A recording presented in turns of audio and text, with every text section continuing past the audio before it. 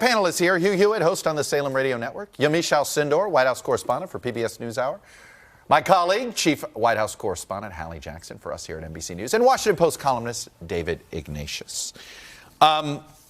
Trying to figure out how Republicans want to defend the president continues, Hallie, to be, I think, a bit of a mystery. Let me put up an array of attempts. Okay. The various ways that various defenders of the president have made an attempt to defend the president here. Let's take a listen. Get over it. There's going to be political influence in foreign policy. I look at it this way. The aid is there, and the investigations didn't happen. So if there was a quid pro quo, it certainly wasn't a very effective one. Nobody has testified that there's a quid pro quo ordered by the President of the United States. And I think we could add now Rand Paul, who's just like, I'm against all foreign aid, and I don't even know why they're even arguing about that. I mean, there is not an agreement among congressional Republicans on what to do here. No, and they're not getting any messaging from the White House on what strategy the White House would like them to take moving forward. But I would argue, Chuck, I wonder, is that almost beside the point? Because to the president, the only thing that matters is that these people are defending him. How they're doing it is almost irrelevant to the president. And that's not to say to the American he doesn't care about the substance of the defense? I'm told by sources that I've talked to in the last day that he is watching very closely television. He is looking to see who is defending him and how vociferously they're supporting him. He's vacillating between anger and, frankly, relish, at times really furious about the fight, at other times really liking sort of bringing this on. And the president wants to see his people defending him. How they get there, meh. David. Well, I don't know about meh. I think in those two segments with Rand Paul and Jim Himes, we had a good snapshot of how difficult this is going to be for the Democrats to convince the country that this is extraordinary behavior that disqualifies the president from office. This argument, this is purely partisan, it's back and forth, well, this one did it, that one did it. The one thing that will break through, I think, is if this can be dramatized so that our diplomats struggling against the president feel like soldiers in a battlefield and their commander abandoned them. And if that gets through, or if there's something corrupt that Rudy Giuliani was doing that we discover, I think that changes the stakes. It makes it a very different process. But based on what we heard just now, it's political bickering, and that's the way the people will hear it. Hugh, I know where you are professionally and personally on this, but it does seem as if congressional Republicans wouldn't mind a sacrificial lamb. And is it going to be Mulvaney or Rudy? I've read those stories. I imagine it would be Rudy Giuliani.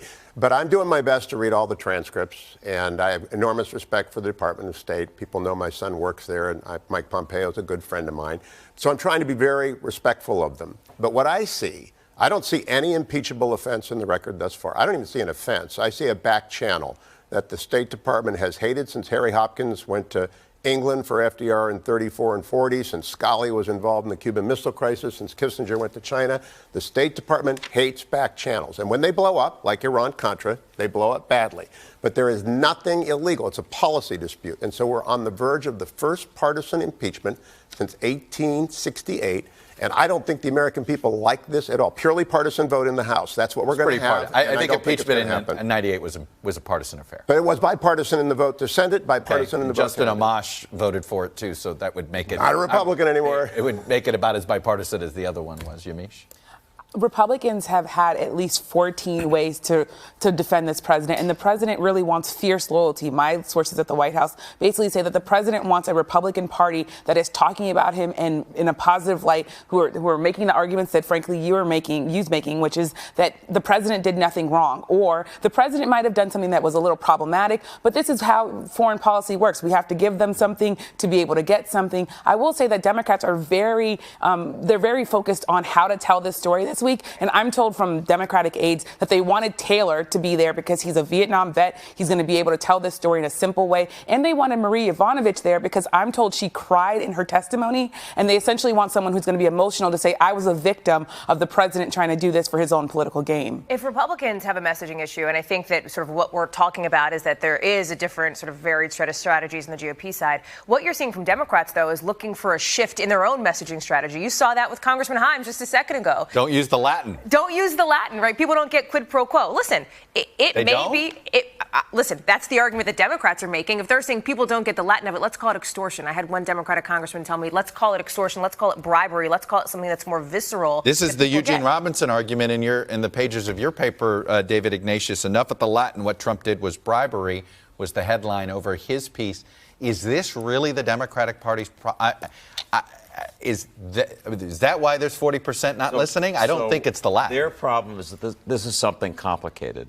And it gets more complicated with all the names and faraway events. And here we had, one of the leading Democrats saying, we don't want to talk about quid pro quo anymore. That's too complicated. If that's too complicated, all the rest of it is too. Again, if there's a simple way to dramatize this, where these people sound like soldiers fighting our fight for us and they got undercut, then it'll be different. But Democrats have to deal with 2,677 pages of testimony to bring that to life. And as a result, they're trying to say, look, we need to change the languaging here because for my cousins in Miami and other places, quid pro quo might be too complicated when you're running to the supermarket or you're going somewhere, rather than saying the president tried to bribe a foreign country to try to get an investigation into Joe Biden. That's an even more simple way that they're basically trying to make their argument. Is there was no quo. The aide got there. You heard that from That's a lot of the Tom Cole, which is, well, I didn't like any of this, but the aide got there. Money's there. I want to pick up on what David said. In the first two impeachments, there was a concrete act, a break-in and an affair in the White House with an intern on which you had a date stamp, a time, and the American people understood. Not only is that not here, there is a compelling argument that what the president did is just what other presidents do. And I am persuaded by this. I don't think the Senate, there will be an impeachment. They're going to send an article over, purely partisan vote. I don't think the Senate should take it up. I think they should reject the motion to proceed and never touch it. Otherwise, we will have this done again and again. Secret hearings, ex parte contact, just a bad precedent. Well, there may be one person who doesn't want to have a Senate trial. Actually, there may be a bunch of them running in the state of Iowa that don't want that Senate trial. Maybe not for the reason you don't want the Senate trial, Hugh, and their presidential candidates. Hello from Washington, I'm Chuck Todd, and thanks for checking out the Meet the Press channel on YouTube. Click on the button down here to subscribe and click over here to watch the latest interviews, highlights, and other digital exclusives.